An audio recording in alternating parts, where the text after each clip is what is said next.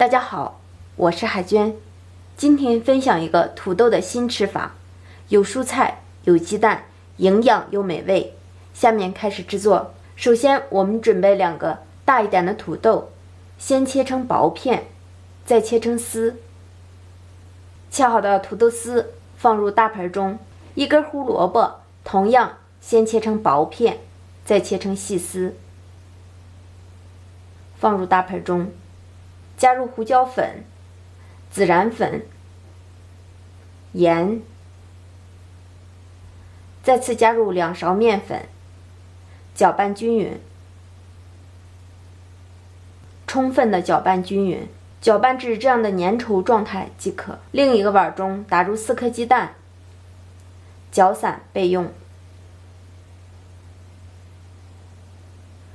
抓起少许的土豆和胡萝卜丝，先把它团成圆形状，然后用大拇指在中间挖一个小窝，像不像一个鸟巢的形状？电饼铛预热，刷少许的油，放入我们做好的生坯，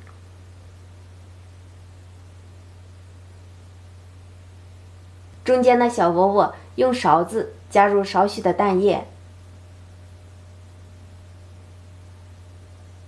开中小火烙2分钟，烙至底部变成金黄色，加入少许的清水，没过食材1/3处即可。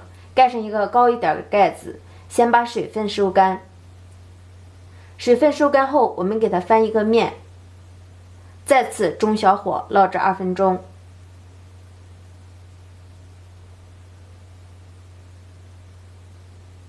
烙至另一边也变色，我们再次给它翻面。哇，浓浓的香味扑面而来，看着就特别的好吃。2面变成这样的金黄色即可出锅。土豆丝换个做法也是不错的选择，有鸡蛋，有蔬菜，营养又美味。如果您喜欢吃土豆，可以试试这个做法哟，简单又健康，美食天天更新，记得关注我哟。我们下个视频见。